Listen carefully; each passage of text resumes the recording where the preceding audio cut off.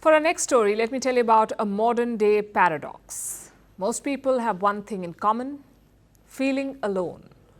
The World Health Organization agrees. Last month, it designated loneliness as a global public health concern.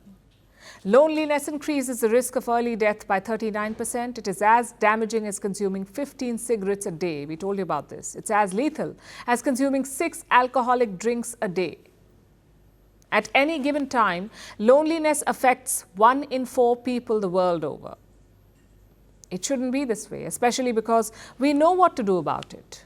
The answer is social relationships. The quality of our relationships affects our well-being. They are an overwhelmingly strong indicator of happiness. Relationships are a very strong indicator of happiness. A hefty body of research has proven this time and again.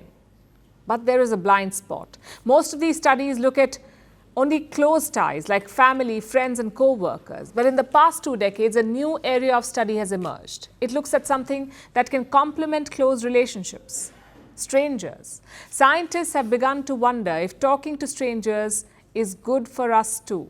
And the results are striking.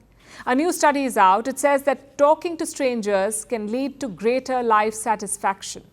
Even a simple good morning can transform lives. Morning person or not, it can make people feel valued. And that is considered a fundamental human need, to be valued. But this is not all. Several studies show that talking to strangers can make us happier, mentally sharper, healthier, optimistic, and make us feel more connected. And this is true for both parties, those who initiate the conversation and those who partake in it. Both benefit. So governments have jumped on this bandwagon too. Last month, a Swedish city introduced the Say Hello campaign with advertisements on buses and workshops in schools, all nudging people to say hello to strangers. Meanwhile, countries like the UK, Sweden, Ireland, and Australia have adopted a chatty bench. It's a park bench where strangers can talk to each other. The campaign is quirky, but the idea is quite simple.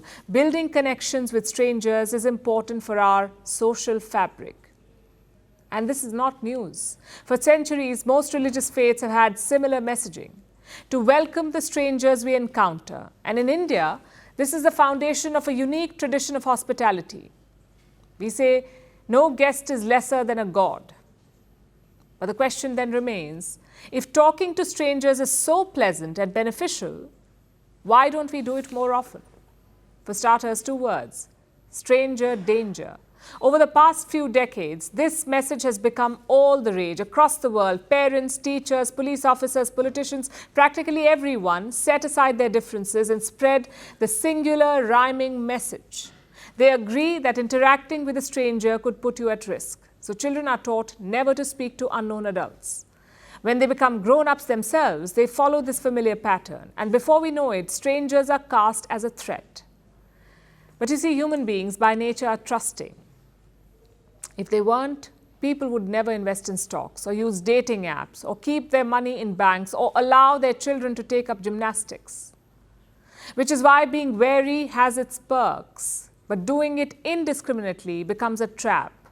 The second reason why we don't engage with people is technology. It's a no-brainer. A few years ago, it was impossible to go through life without speaking to strangers. You had bus or cab drivers, baristas, receptionists, grocery store cashiers, or just people helping you find your way in a new city. But all that has changed, thanks to third-party shopping and restaurant apps, or cab features that allow you to mute your driver, or maps on your phone. So tech evolution has made us averse to strangers, with screens substituting for humans. It's almost dystopian. And it goes against our social contract. Talking to people, even strangers, isn't just good for us, it is necessary. Taking a leap of faith allowed humans to grow beyond a family unit or a tribe. And it's done well for us so far.